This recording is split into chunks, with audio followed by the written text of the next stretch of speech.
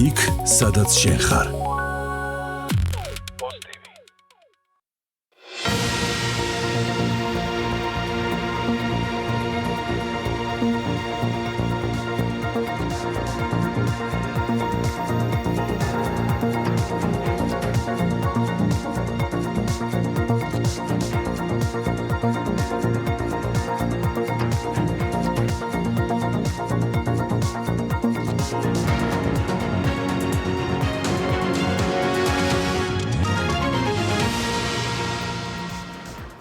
მოგესალმებით უყურებთ ახალ ამბებს პირველზე მე ქეთი მამრიკიშვილი ვარ.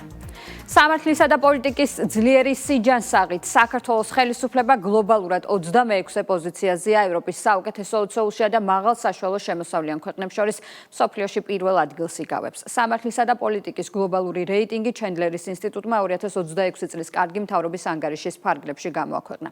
საქართველოს ხელისუფლებამ შეფასების 100%-იანი სისტემით 68.7% მიიღო. სამართლისა და პოლიტიკის ძლიერი სიჯანსაღით საქართველოს უსწრებს ევროკავშირისა და ნატოს წევრ 18 სახელმწიფოს. მსოფლიოში სამართლისა და პოლიტიკის სიჯანსაღი შეფასდა 5 კრიტერიუმით: კანონის უზენაესობა, სასამართლო სისტემის ხარისხი, მმართველობის გამჭვირვალობა, მმართველობითი რეგულაციები. შეფასება ეყრდნობა ორგანიზაცია მსოფლიო მართლმსაჯულების პროექტის, მსოფლიო ეკონომიკური ფორუმის, მსოფლიო ბანკის, ორგანიზაცია ღია საბიუჯეტო პარტნიორობის და ამერიკული ორგანიზაცია Trace International-ის პროექტ მექრთამეობის რისკის მატრიცის თემატურ გამოკვლევებს. ყოველ ჯერზე ხდება მხილება იმ ელჩების და იმ უცხოური ქვეყნების ხელისუფლებების, რომლებიც საქართველოს წინააღმდეგ დეზინფორმაციას აწარმოებენ. ასე რომ ეს პირდაპირ მხილება არის ბრიუსელის და სხვა დედაქალაქის დეზინფორმაციისა საქართველოს წინააღმდეგ, როდესაც საქმე მიდგება ობიექტურ ფაქტებზე დაფუძნებულ შეფასებაზე, ეს უტყუარი ფაქტია, რომ საქართველოს არა მხოლოდ კარგ ფორმაშია ამ მხრივ, არამედ უსწრებს ყველა კანდიდატ ქვეყანას უმეტეს კრიტერიუმებით, აღარაფერი რო ვთქვათ, უკრაინა და მოლდოვასთან საქართველოს შედარებაზე. ასე რომ ეს არის ფაქტი. რასაც ჩვენ დღეს ბრიუსელი და რამდენიმე ევროპული დედაქალაქი გვასაღებს, ეს არის მათი პოლიტიკური დღის წესრიგის გატარების სურვილი, ეს არის დეზინფორმაცია, რომელიც პირდაპირ იხარშება ბრიუსელში და შემდეგ გადმოედინება პროპაგანდისტული ნიაღვარით საქართველოში და არა მხოლოდ საქართველოში, მათ შორის საქართველოს დისკრედიტაციისთვის გამოიყენება სხვადასხვა ქვეყანაში. კანონიერებითა და პოლიტიკის სიჯანსაღით საქართველო არის მსოფლიოში 26-ე პოზიციაზე ევროპის საუკეთესო 20-ში მნიშვნელოვანი კვლევა გამოაქვეყნა ჩენდლერის ინსტიტუტმა, ეფუძნება ძლიერ საერთაშორისო კვლევებს ისეთი ორგანიზაციებისა, როგორც საერთაშორისო ვალუტა ფონდი, როგორც არის Trace International-ის მექრთამეობის რისკის მატრიცა, კვლევები, რომელიც უშუალოდ ეხება გამჭვირვალობას, უშუალოდ ეხება სასამართლო ხელისუფლების დამოუკიდებლობასა და ხარისხს, მსოფლიო ეკონომიკური ფორუმის ძლიერი კვლევის საფუძველზე და ბევრი საერთაშორისო ორგანიზაციის, შეფასებული ორგანიზაციის ფუნდამენტური ძლიერი კვლევის საფუძველზე მნიშვნელოვანია, რომ საქართველო მიდის წინ და პროგრესირებს სიჯანსაღით კანონის, სიჯანსაღით პოლიტიკის და საქართველო ბუნებრივია გააძლიერებს და გააგრძელებს როგორც ეკონომიკურ ზრდას, ისე კეთილსინთეზური მმართველობის პრაქტიკას.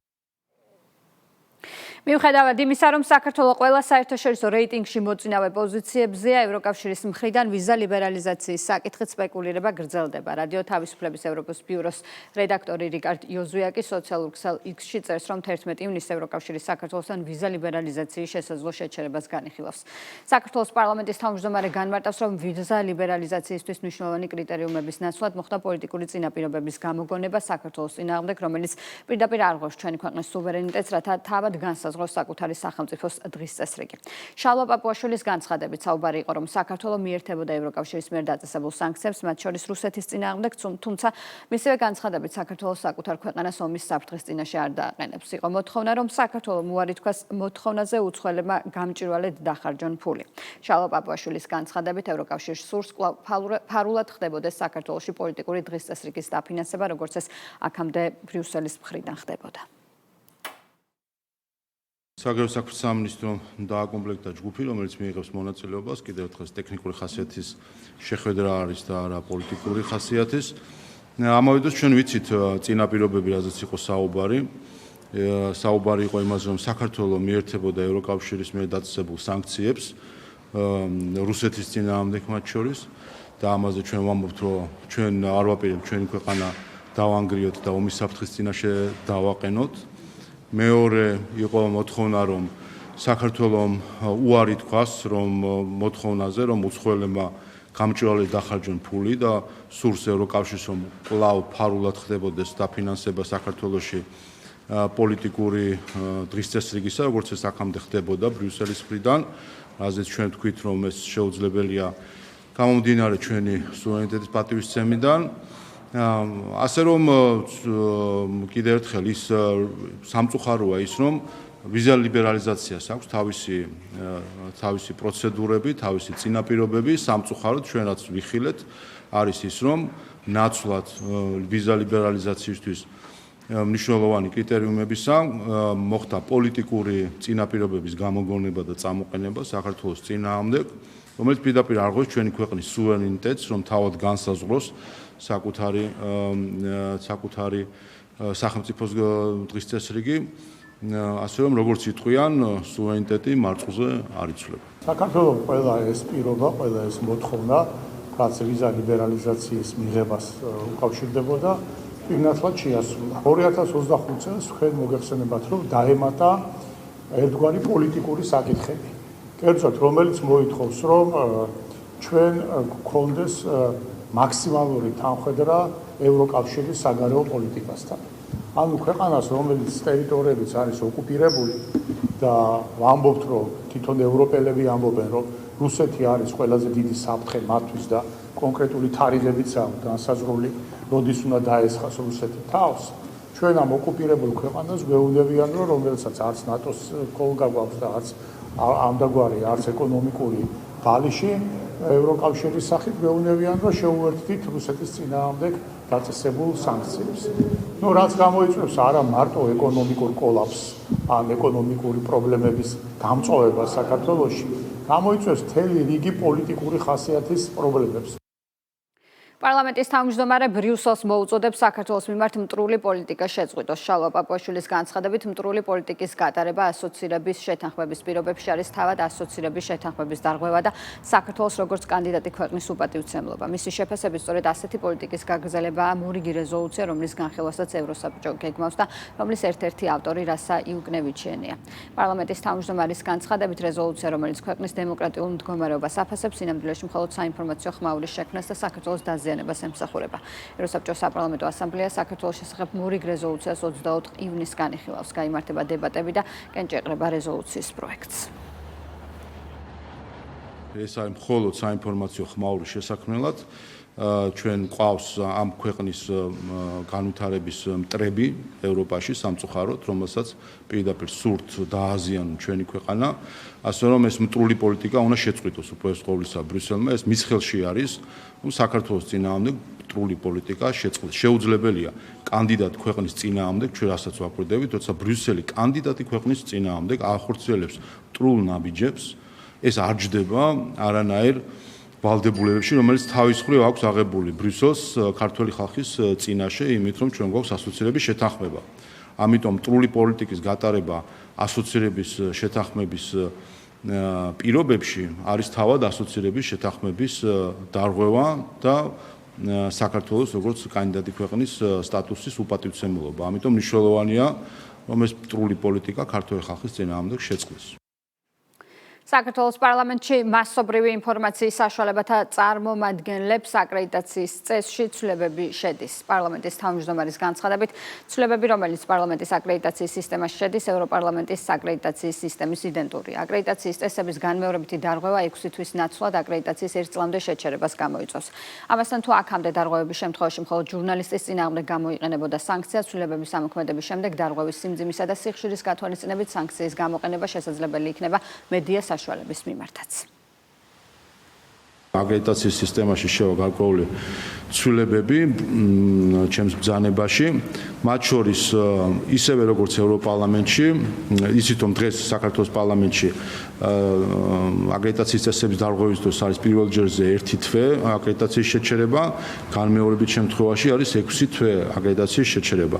ნახეთ რომ ევროპარლამენტში 1 წლიანი შეჩერებაც არსებობს, ამიტომ დავაახლოებთ ჩვენ საქართველოს პარლამენტის აკრედიტაციის სისტემას ევროპულ სისტემასთან, ევროპარლამენტის სისტემასთან და პირველ ჯერზე იქნება 1 თვე, მეორე ჯერზე იქნება 1 წლამდე აკრედიტაციის შეჩერების შესაძლებლობა. ეს ერთი. მეორე, იცით რომ საქართველოს პარლამენტში აკრედიტაციის წესების დარღვევის შემთხვევაში მხოლოდ ჟურნალისტის წინააღმდეგ გამოიყენებოდა სანქცია 1 თვე ან 6 თვე და ნახეთ ჩვენ რომ ევროპარლამენტში არა მხოლოდ ჟურნალისტის, არამედ მედიის მიმართაც შესაძლებელია სანქციის გამოყენება, ამიტომ ჩვენ დავაახლოებთ საქართველოს პარლამენტის აკრედიტაციის სისტემას ევროპულ სისტემასთან და აქაც დარღვევის სიმძიმის და სიხშირის გათვალისწინებით შესაძლებელი იქნება რომ გააუქმდეს მთლიანად მედიას აკრედიტაცია 1 წლამდე ვადით. ოპოზიციურ ალიანსში ისევ მწვავე დაპირისპირება უთანხმოების მთავარი მიზეზი კვლავ მიხეილ სააკაშვილია. სოციალურ ქსელში ერთმანეთს ანა წითლიძე და თამარ ჩერგოლეიშვილი დაუპირისპირდნენ. წითლიძე გვარამიას ღალატში ადანაშაულებს. ნაცმოძრაობის წარმომადგენლებისთვის კოლეგა ოპოზიციონერების მხრიდან მიხეილ სააკაშვილისა და მათი პარტიის კრიტიკა მიუღებელია, თუმცა ალიანსის წევრების მხრიდან შეურაცხყოფელი რიტორიკის მიუხედავად ნაცმოძრაობა ალიანსში რჩება. ოპოზიციაში არსებულ დაპირისპირებაზე შეფასებები კეთდება საკანონმდებლო ორგანოში. პარლამენტის თავმჯდომარის განცხადებით, სააკაშვილი ბოკერია გვარამიას გაერთიანება თავისი არსით ანტიკონსტიტუციური პარტიებისგან შედგება და ქართულმა ოცნებამ სწორედ ამის დასადგენად მიმართა საკონსტიტუციო სასამართლოს. შალვა პაპუაშვილის თქმით, ცხადად ჩანს, რომ ოპოზიციური ალიანსი არა ქართული ხალხის ხმების, არამედ უცხოელების სიმპათიითა და ფულის მოსაპოვებლად იბრძვის.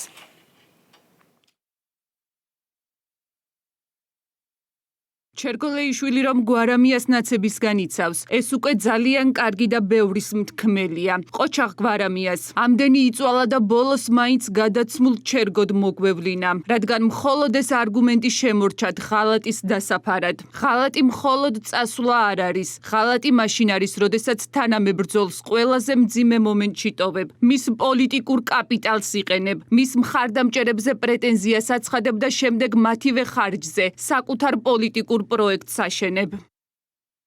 მეგობრებო, ასეთია მონადშობილი, ხბომადიდებელი ბანდერლოგი. ეს ბანდერლოგები უარყოფენ ადამიანს, როგორც ასეთს, ადამიანის არჩევანს, მის თავისუფლებას, მათთვის ყველა პირუტყვია, რომელსაც ძალას ჭკუიდან გადასული პოლიტიკური ნარიმანი ანიჭებს. ამ ბანდერლოგების ლოგიკით, სააკაშვილმა შევარდნაძის რესურსი არალეგიტიმურად გამოიყენა, უნდა ჩაყოლოდა კორუფციის ჭაობში. ჩვენ სახეზე გვაქვს ფაქტი, როდესაც ადამიანები ვერ ეშვებიან ნაცვალ მოძრაობის და მიხეილ სააკაშვილის მათ ვერ ისწავლეს ჭკუა ამ ხრივ. კონკრეტული ადამიანების უკულტურო არაეთიკურ გამონათქვამებზე პასუხისმგებელი მე ვერ ვიქნებ. ის ადამიანი უნდა იყოს და მაქსიმუმ მისი პოლიტიკური გუნდი. როდესაც პარტიები ამოვარდნილი არიან კონსტიტუციური პრინციპებიდან, არიან არასისტემური, გადაქცეული არიან არასისტემურ ჯგუფებად, რა თქმა უნდა, იქ უკვე ყველაფერი ამგვარი ხდება. ამიტომაც არის მნიშვნელოვანი საკონსტიტუციო სასამართლოში ამ პროცესის წარმოება, რომ ყველაფერი მოექცეს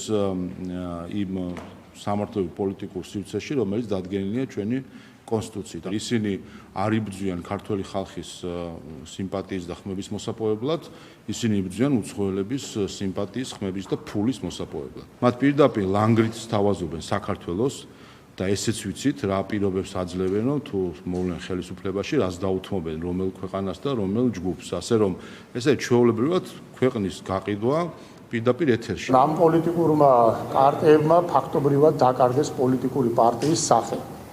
და ეს სახე მათ დაკარგეს მთელი ამ წლების განმავლობაში. როდესაც ყოველ ჯერზე უპირისპირდებოდნენ ქვეყნის ინტერესებს, კონსტიტუციას, არჩევნებს, დემოკრატიას. ამიტომ ეხლა მათ ეს ოჯადოებული წრე რო ვერ გაარღვიეს და აი ამ დაპირისპირებით შედეგი ვერ დადეს, ეხლა ერთმანეთს უპირისპირებენ, ერთმანეთს ადანაშაულებენ თავის ამ ანტიკონსტიტუციური და ანტიდემოკრატიული საქმიანობის წარუმატებლობაში. რა სქემით მოქმედებდნენ საქართველოს წინააღმდეგ ჯაშუშობაში ბრალდებული პირები, მხილებული პირები. საქართველოს პარლამენტის თავმჯდომარის განცხადებით იმისათვის, რომ კონკრეტულ პირებს დაფინანსების ლეგალიზება მოეხდინათ და თანხები უცხოეთიდან შემოეტანათ, NGO ორგანიზაციებს არეგისტრირებდნენ. თანხებით კი საქართველოს წინააღმდეგ მტრულ საქმიანობას ახორციელებდნენ. შალვა პაპუაშვილის თქმით, ამ NGO-ებიდან არც ერთი არ არის რეგისტრირებული არც ფარაში და არც გამჭვირვალობის რეესტრში, რაც კიდევ ერთხელ აჩვენებს, რა ტიპის NGO-ები ეწინააღმდეგებიან საქართველოში ფინანსურ გამჭვირვალობას. ბოლო პერიოდში თქვენ ნახეთ დაკავებები კონტრაზერვით საქმიანობის შედეგად უცხო ქვეყნის სასარგებლოდ მომუშავე ადამიანების, მათ შორის ითქვა, რომ იყო ევროპული ქვეყანაც და თქვენ ნახეთ, რომ ამ ადამიანებს სქემა, რომელთაც მუშაობდნენ მათ შორის არასამთავრობო ორგანიზაციების მეშვეობით. და ნახეთ, რომ რამდენიმე არასამთავრობო ორგანიზაცია ქონდათ რეგისტრირებული ამ ადამიანებს. ჩვენ გადავამოწმეთ და ამ ორგანიზაციიდან არც ერთი ამ NGO-დან, აი ბოლო დაკავებები იყო, ქონდათ მათ კონკრეტული NGO-ები და ამ NGO-ებიდან, რაც ნახეთ, არც რამდენადაც ვიცი, არც ერთი არ არის რეგისტრირებული გამჭვირვალობის რეესტრში და თავის თანხებს არ ასაჯერებდა. სწორედ ამაზე ვსაუბრობდი ჩვენ, რომ NGO სისტემა მათ შორის გამოიყენება საქართველოს წინააღმდეგ პირდაპირ მტრული საქმიანობისთვის და ეს დაფინანსების სქემები, ასე რომ ესეც კარგი მაგალითია, რომ კონკრეტული ადამიანები, ის ბრალდებული არიან საქართველოს წინააღმდეგ ჯაშუშობაში, იყენებდნენ NGO-ებს, რამდენიმე NGO ქონდათ რეგისტრირებული NGO-ებს იმისთვის, რომ დაფინანსების ლეგალიზება მოეხდინათ, ასე თქვა, ვითომ იყო ამა თუ იმ პროექტის დაფინანსება და სინამდვილეში ეს იყო საქართველოს წინააღმდეგ მტრული საქმიანობის დაფინანსება. და ის, რომ ამ NGO-ებიდან არც ერთი არ არის რეგისტრირებული არც ფარაში, არც გამჭვირვალობის რეესტრში, აჩვენებს კიდევაც, რა ტიპის NGO-ები არიან წინააღმდეგი გამჭვირვალობის. სწორედ აი აქ ჯაშუშური NGO-ები პირდაპირ მალავდნენ, ისინი იყვნენ, ვინც უარს ამბობდნენ რეგისტრაციაზე ფარაში და გამჭვირვალობის რეესტრში და ეს კიდევ ერთხელ ადასტურებს, თუ რამდენად სწორი იყო გადაწყვეტილება, რომ მოხდარიყო NGO სექტორის გამჭვირვალობის უზრუნველყოფა. სტამბოლში საქართველოს, თურქეთისა და აზერბაიჯანის საგარეო საქმეთა მინისტრების რიგით მეათე სამხრივი შეხვედრა გაიმართება. მინისტერიალის ფარგლებში დაგეგმილია სტამბოლის დეკლარაციაზე ხელმოწერა. ამასთან საქართველოს ვიცე-პრემიერი და საგარეო საქმეთა მინისტრი მაგა ბოჭორიშვილი ორმხრივ შეხვედრებს გამართავს თურქ და აზერბაიჯანელ კოლეგებთან. მნიშვნელოვანი პლატფორმაა ჩვენს მეზობელ და სტრატეგიულ პარტნიორ სახელმწიფოებთან ორმხრივ და მრავალმხრივი მიმართულებით თანამშრომლობის კიდევ უფრო გასაღრმავებლად. შეხვედრის დროს განხილული იქნება რეგიონალური და გლობალური დაკავშირებადობის, სავაჭრო ეკონომიკური მიმართულებით, ასევე ენერგეტიკული უსაფრთხოების კუთხით და სხვა აქტუალური საკითხების მიმართულებით თანამშრომლობის გაძლიერების საკითხები. შეხვედრის შემდეგ მინისტრები გამართავენ ერთობლივ პრესკონფერენციას და შემდეგად შეხვედრის შედეგად ხელი მოეწერება ერთობლივ დეკლარაციასაც. სომხეთის ცენტრალური საარჩევნო კომისიის ინფორმაციით ნიკოლ ფაშინიანის პარტიამ არჩევნებში ხმათა 50%-მდე მიიღო. ამ ეტაპზე დათვლილია ბიულეტენების 90%-ზე მეტი. მეორე ადგილზე ალიანსი ძლიერი სომხეთი 23%-ით, მესამეზე ყოფილი პრეზიდენტის რობერტ კოჩარიანის ბლოკი სომხეთი დაახლოებით 10%-ით. პარტიებისთვის დაწესებულ 4%-იან ბარიერს ლახავს კიდევ ერთი პარტია აყვავებული სომხეთი. ადგილობრივი ცესკოს მონაცემებით დაფიქსირდა საკმაოდ მაღალი აქტივობა. არჩევნებში 1,476,597 ადამიანმა მიიღო მონაწილეობა, რაც ელექტორატის 60%-ია.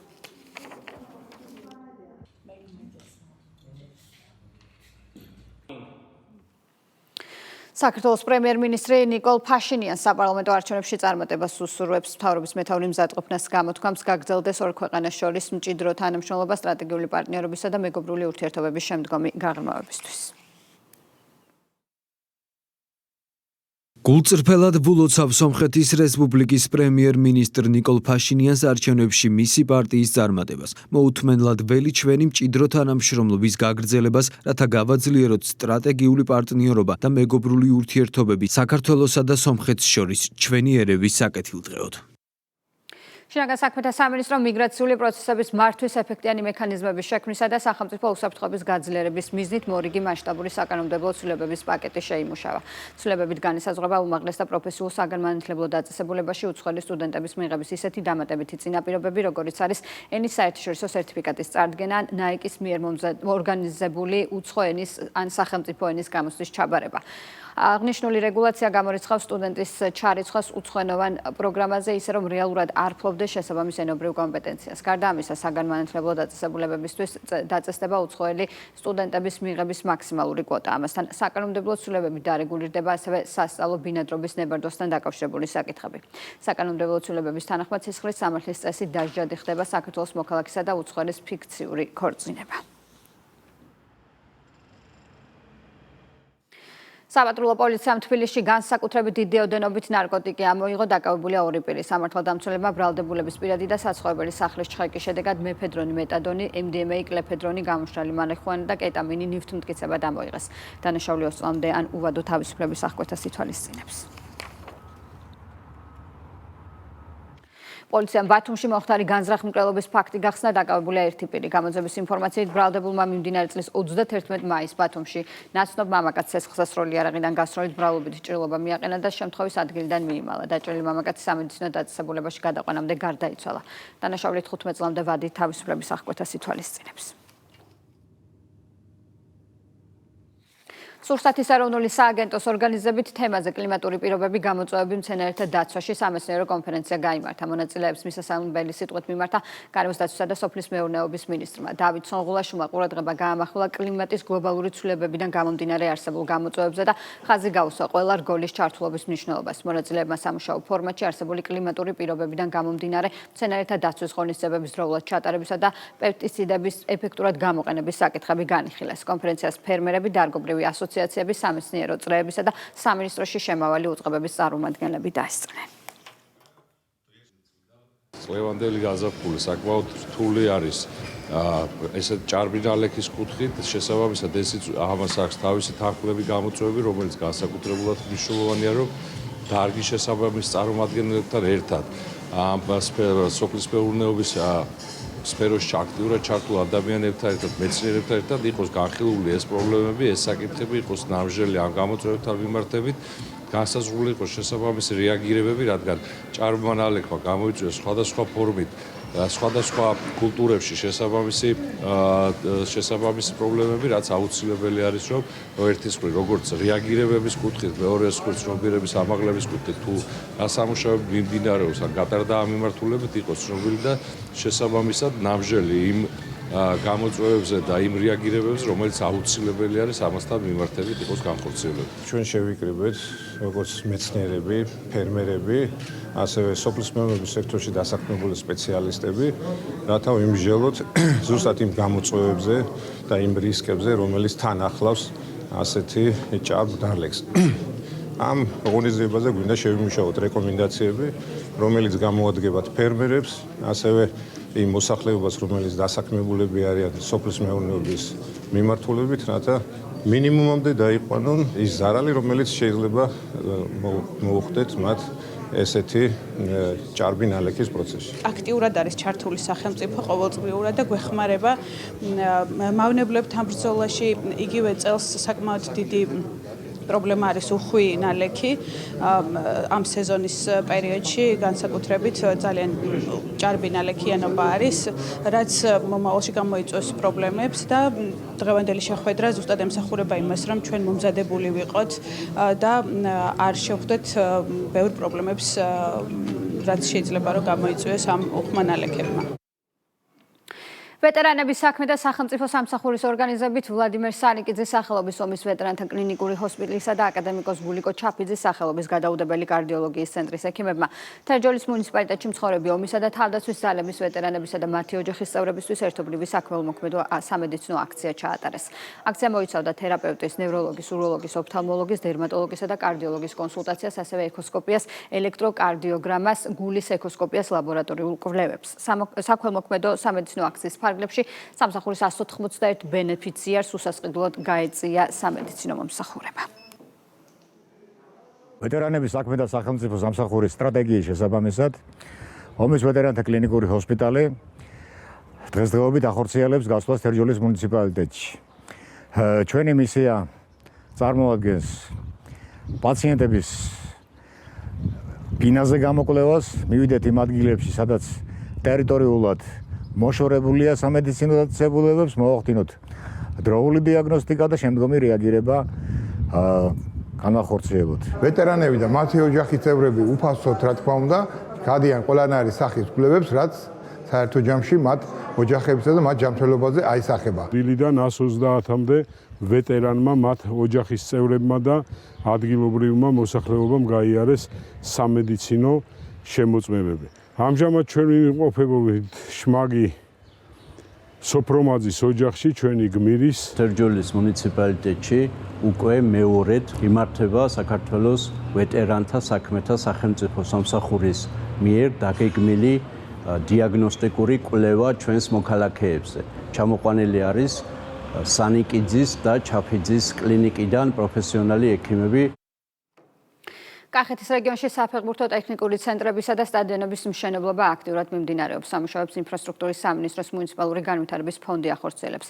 კახეთში ჯამში 8 ახალი საფეხბურთო ტექნიკური ცენტრებისა და ხელოვნურ-საფარიანი სტადიონების მშენებლობა არის დაგეგმილი. საიდანაც ამ ეტაპზე აქტიური 6-ზე მიმდინარეობს სამშენებლო სამუშაოები. პროექტების 300 მაყურებელზე გათვლილი ტრიბუნების, თანამედროვე საფეხბურთო მოედნების გასახდელების, სველი წერტილების დაცვის ჩიხურების და თანმდევი ინფრასტრუქტურის მოწყობას ითვალისწინებს. მიმდინარე სამუშაოები ადგილზე მუნიციპალური განვითარების ფონდის აღმასრულებელმა დირექტორმა გიორგი შონიამ და კახეთის მხარეში სახელმწიფო რწმუნებულმა პლატონ კალმახელიძემ დაათვალიერეს. ვიმყოფებით კახეთის რეგიონში, სადაც დაგეგმილი გვაქვს 8 ტექნიკური საფეხბურთო ტექნიკური ცენტრის მშენებლობა, საიდანაც 6 ქალაქში უკვე მიმდინარეობს სამშენებლო სამუშაოები, ხოლო 2 პროექტირების ეტაპზეა. ძალიან მნიშვნელოვანი მიმდინარე პროექტები მოვინახულეთ კახეთის რეგიონში, რომელსაც ახორციელებს მუნიციპალური განვითარების ფონდი. პროექტები ეხება 8 მუნიციპალიტეტს კახეთის რეგიონის. აღნიშნული პროექტების დასრულებისას კიდევ უფრო კომფორტული გახდება ცხოვრება ჩვენი რეგიონის მაცხოვრებლებისთვის. თბილისის კლასიკურ გიმნაზიაში ჭადრაკში სასკოლო ოლიმპიადის ნონა გაფრინდაშვილის თასის დასკვნითი ღონისძიება გაიმართა. ოლიმპიადის პირველი ადგილი ქუთაისის ნომერ 51 ფიზიკა-მათემატიკის საჯარო სკოლის გუნდმა. მეორე ადგილი ახალციხის ნომერ 1 საჯარო სკოლის გუნდმა, ხოლო მესამე ადგილი ამბროლაურის ნომერ 1 საჯარო სკოლის გუნდებმა დაიკავეს. გამარჯვებულებს დიპლომები, მედლები და თასი გადაეცათ. ღონისძიებაში განათლების მინისტრის მოადგილემ მიიღო მონაწილეობა. თამარ მახარაშვილმა შეკრებილებს მისასალმებელი სიტყვით მიმართა და ყურადღება დაწყებით საფეხურზე ჭადრაკის სავალდებულო სწავლების მნიშვნელობაზე გაამახვილა. აღნიშნა, რომ ეს ხელს უწყობს მოსწავლეებში ლოგიკური აზროვნების, ყურადღების კონცენტრაციისა და მაღალი სააზროვნო უნარების განვითარებას. არაჩვეულებრივმა ბავშვებმა საქართველოს ყველა კუთხიდან, ყველა რაიონიდან პირველ და მეორე კლასელებმა დღეს ტოლი არ დაუდეს ერთმანეთს და ეს არის გამოძახილი იმ რეფორმისა, რომელიც 2022-23 წლიდან ხორციელდება კერძოდ საჯარო სკოლებში სავალდებულო საგნად შევიტანეთ ჭადრაკის სწავლება. აქ თავარი არის ის, რომ წლების წინ დაწყებულმა პროექტმა ჭადრაკის სკოლაში, სადაც სავალდებულო საგნად იქცა, დღეს გვაძლევს შედეგს. გვაძლევს, რომ ჩვენი ბავშვები, ჩვენი ახალგაზრდები ბავშვობიდან პირველი კლასიდანვე ეჩვევიან ჭადრაკის თამაშს, ეჩვევიან დისციპლინას, ეჩვევიან აზროვნებას განსაკუთრებულს. კულტურის სამინისტროს მხარდაჭერით ოპერისა და ბალეტის სახელმწიფო თეატრში საქართველოს ხალხური სიმღერისა და ცეკვის სახელმწიფო აკადემიური ანსამბლის რუსთავის კონცერტი გაიმართა. ანსამბლი მაყურებლის წინაშე განახლებული პროგრამითა და სამოსით წარსდგა. საღამოს კულტურის მინისტრის მოადგილეები, საკანონმდებლო და აღმასრულებელი ხელისუფლებისა და საქართველოს საპატრიარქოს წარმომადგენლები ესწრებოდნენ. თამსწრე საზოგადოებას კულტურის მინისტრმა სიტყვით მიმართა. აკადემიური ანსამბლია რუსთავი და შესაბამისად ეს ყველაფერი არის აკადემიზმამდე აყვანილი ხელოვნება, რომლის სათავეებთანაც იდგა უდიდესი სახელი ანზორ ერქომაიშვილი და ბევრი დიდი ქორეოგრაფი და მათ შორის ბატონი ფრიდონ სულაბერძე, რომელსაც წელს 85 წელი უსრულდება. მე მიხარია, რომ ანსამბლი რუსთავი ზუსტად იმ აკადემიური პროგრამით წარსდგა დღეს ჩვენს წინაშე. ჩვენი მთავარი მიზანი იყო, რომ ბატონი ანზორის და ბატონი ფრიდონის გზა გაგვეგრძელებინა იმ ფორმით, იმ წმინდა მოცემულობით, რისთვისაც როგორც ის დაარსდა. ყველაფერი ქნა თითოეულმა მომღერალმა, მოცეკვავმა, ინსტრუმენტალისტმა. ყველამ იმისთვის რომ ეს მიზანი ყოფილიყო მიღწეული. ძალიან ემოციური დღეა. ვფიქრობ, ეს არის რუსთავისთვის საეტაპო დღე. იმიტომ რომ ჩვენ ხანგრძლივი პაუზა გქონდა მოგეხსენებათ და ჩვენი დაბრუნება უნდა ყოფილიყო ხმამაღალი. ანსამბლი იყო სავიზიტო ბარათი საქართველოსი ყოველთვის.